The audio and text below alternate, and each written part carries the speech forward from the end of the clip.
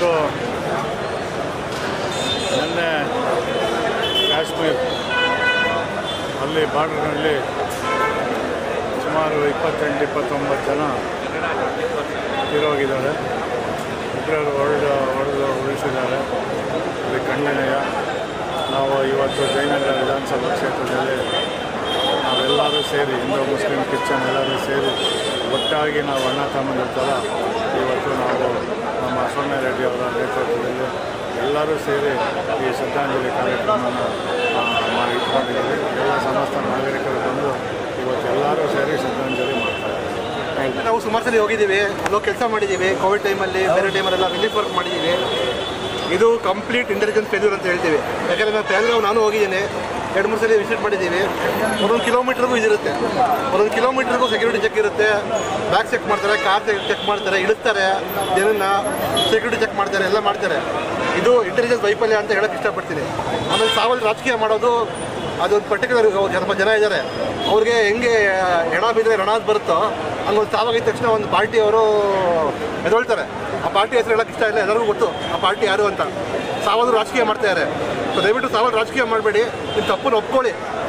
ಯಾರಂತ ದೇವರಲ್ಲ ಇಲ್ಲಿ, ಯಾವ ಪಾರ್ಟಿ ಇದ್ರೂ ಆಗ್ತಾಯಿತ್ತು, ಅದನ್ನ ಹೆಂಗೆ ಸರಿ ಮಾಡ್ಬೋದು ಅಂತ ಸುಮ್ಮನೆ ಹೇಳ್ಕೊಡೋದಲ್ಲ. ನಾವು ವಿಶ್ವಗುರು, ನಾವು ಹೋಗ್ಬಿಟ್ಟು ಇರಾನ್ ವಾರ್ ಸ್ಟಾಪ್ ಮಾಡ್ತೀವಿ, ಇರಾಕ್ ವಾರ್ ಸ್ಟಾಪ್ ಮಾಡ್ತೀವಿ, ರಷ್ಯಾ ಹಂಗೆ ಮಾಡಿದ್ವಿ, ಇಸ್ರೇಲ್ ಹಂಗೆ ಮಾಡಿದ್ವಿ ಅಂತ ಹೇಳೋದಲ್ಲ. ಫಸ್ಟು ನಮ್ಮ ದೇಶದ ನಾವು ನೋಡ್ಕೊಳ್ಳೋಣ, ಫಸ್ಟು ನಮ್ಮ ದೇಶದ ಭದ್ರತೆ ನೋಡ್ಕೊಳ್ಳೋಣ. ದಯವಿಟ್ಟು ಮತ್ತೆ ಈ ಥರ ಕ್ರಮ ಆಗುತ್ತೆ ಆ ಥರ ಮಾಡಿ. ಯಾಕಂದ್ರೆ ಕಾಶ್ಮೀರಲ್ಲಿ ಸುಮಾರು ಜನ ಇದನ್ನು ನಂಬ್ಕೊಂಡು ಜೀವನ ಮಾಡ್ತಾಯಿದ್ದಾರೆ. ಟೂರಿಸ್ಟ್ ಬಿದ್ದೋಯ್ತು, ಅವ್ರು ಊಟ ಯಾರಾಗ್ತಾರೆ, ಸುಮಾರು ಫ್ಯಾಮಿಲಿಗಳು ಬೀದಿಗೆ ಬರುತ್ತೆ. ಇವಾಗ ನೀವು ಗೌರ್ಮೆಂಟ್ ಮಾಡಿದ ತಪ್ಪಿಂದ ಸುಮಾರು ಫ್ಯಾಮಿಲಿಗಳು ಬೀದಿಗೆ ಬರುತ್ತೆ. ಯಾಕೆ ಟೂರಿಸಮ್ ಮೇಲೆ ಡಿಪೆಂಡ್ ಆಗಿರೋದು ಕಾಶ್ಮೀರ. ಅಲ್ಲೇನು ಬೆಳೆಯಲ್ಲ, ಇದು ಮಾಡಲ್ಲ, ಅಲ್ಲೇನು ಬೇರೆ ಇಂಡಸ್ಟ್ರಿಗಳಿಲ್ಲ, ಬೇರೆ ಫ್ಯಾಕ್ಟ್ರಿಗಳಿಲ್ಲ, ಏನೂ ಇಲ್ಲ. ಟೂರಿಸಮ್ ಮೇಲೆ ಡಿಪೆಂಡ್ ಆಗಿರೋದು ಕಾಶ್ಮೀರ. ಇವಾಗ ಸಾವಿರಾರು ಜನ ಬೀದಿಗೆ ಬರ್ತಾರೆ. ಅಟ್ಲೀಸ್ಟ್ ಅವ್ರಿಗೆ ಸ್ವಲ್ಪ ಏನಾದರೂ ವ್ಯವಸ್ಥೆ ಮಾಡಿಕೊಡ್ಲಿ ಗೌರ್ಮೆಂಟು, ಸೆಕ್ಯೂರಿಟಿ ಜಾಸ್ತಿ ಮಾಡಲಿ. ಯಾಕಂದ್ರೆ ಕೋವಿಡ್ ಟೈಮಿಂದ 1,18,000 ಜನನ ಕಡಿಮೆ ಮಾಡಿದ್ದಾರೆ ಸೋಲ್ಜರ್ಸ್ನ. ಹೊಸ ಪರ್ಚೇಸ್ ಯಾವುದೂ ಮಾಡಿಲ್ಲ ಅವರು. ಎಕ್ವಿಪ್ಮೆಂಟ್ಸ್ ಆಗಲಿ, ಸೆಕ್ಯೂರಿಟಿ ಬ್ರೀಫ್ ಮಾಡೋಕ್ಕಾಗಲಿ ಯಾವುದೂ ಮಾಡಿಲ್ಲ. ಇವಾಗ ಬೇರೆ ಕಂಟ್ರೀಸ್ ತುಂಬ ಅಡ್ವಾನ್ಸ್ ಇದ್ದಾರೆ, ಇಂಡಿಯಾ ಸ್ವಲ್ಪ ಹಿಂದೆ ಇದೆ. ಸೊ ದಯವಿಟ್ಟು ರಾಜಕೀಯ ಮಾಡೋದು ಬಿಟ್ಬಿಟ್ಟು ಬೇಕಾಗಿದ್ದ ಎಕ್ವಿಪ್ಮೆಂಟ್ಸ್ ತೊಗೊಳ್ಳಿ, ಸೆಕ್ಯೂರಿಟಿ ಜಾಸ್ತಿ ಮಾಡಿ. ಫಸ್ಟು ನಮ್ಮ ದೇಶದ ಗಡಿ ನಾವು ಕಾಪಾಡಿಕೊಂಡ್ರೆ ಇಂಟರ್ನಲ್ ಸೆಕ್ಯೂರಿಟಿ ಆರಾಮಾಗಿ ಕಾಪಾಡ್ಬೋದು. ಇದರಲ್ಲಿ ನಡೆದ ಒಂದು ಹತ್ಯಾಕಾಂಡವನ್ನು ನಾವು ಖಂಡಿಸಿ ಇವತ್ತು ನಾವು ಜಯನಗರ ವಿಧಾನಸಭಾ ಕ್ಷೇತ್ರದಲ್ಲಿ ನಮ್ಮ ಸೌಮ್ಯರೆಡ್ಡಿ ನೇತೃತ್ವದಲ್ಲಿ ಅವರಿಗೆ ಒಂದು ಭಾವಪೂರ್ಣ ಶ್ರದ್ಧಾಂಜಲಿ ಅರ್ಪಿಸ್ತಾ ಇವತ್ತೇನು ನಮಗೆ ಅಷ್ಟು ಜನ ನಮ್ಮ ಕರ್ನಾಟಕದವರು ಕೂಡ 30 ತೀರ್ಕೊಂಡಿದ್ದಾರೆ, ದೇಶದಲ್ಲಿ 29 ಜನ ತೀರ್ಕೊಂಡಿದ್ದಾರೆ.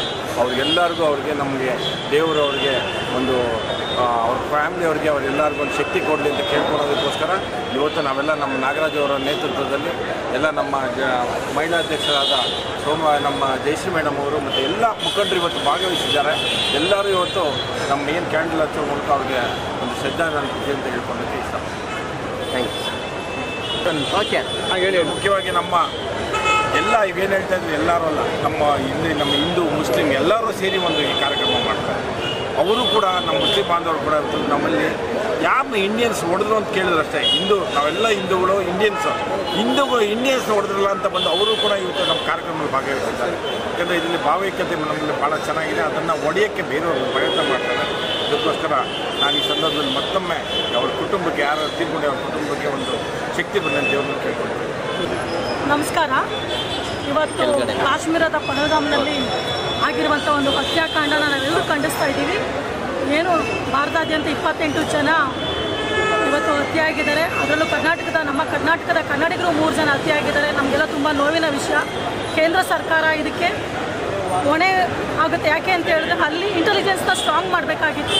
ತುಂಬ ಸೂಕ್ಷ್ಮ ಸ್ಥಳಗಳಲ್ಲಿ ಇಂಟೆಲಿಜೆನ್ಸ್ನ ಸ್ಟ್ರಾಂಗ್ ಮಾಡಿ ನಮ್ಮ ದೇಶದ ಜನರಿಗೆ ಒಂದು ಭದ್ರತೆನ ಕೊಡಬೇಕಾಗಿತ್ತು. ಆ ಹೊಣೆ ಯಾಕೆ ಅಂತ ಹೇಳಿದ್ರೆ ಪುಲ್ವಾಮಾ ದಾಳಿ ಆದಾಗೂ ಕೂಡ ಅವರು ತುಂಬ ಇದಾಗಿ ನಡ್ಕೊಂಡಿದ್ದಾರೆ. ಮುಂದೆ ಈ ರೀತಿ ಆಗದೆ ಇರೋದಂಗೆ ಕೇಂದ್ರ ಸರ್ಕಾರ ಇದನ್ನು ನೋಡ್ಕೋಬೇಕಾಗತ್ತೆ. ಖಂಡಿತ ಏನು ಈ ಕಾರ್ಯ ಮಾಡಿದರೆ, ಈ ಕೆಲಸ ಮಾಡಿದರೆ ಅವ್ರಿಗೆ ಉಗ್ರವಾದ ಶಿಕ್ಷಣ ಕೊಡಬೇಕಂತೇಳಿ ಈ ಮೂಲಕ ಕೇಳ್ಕೊಳ್ಳಿ.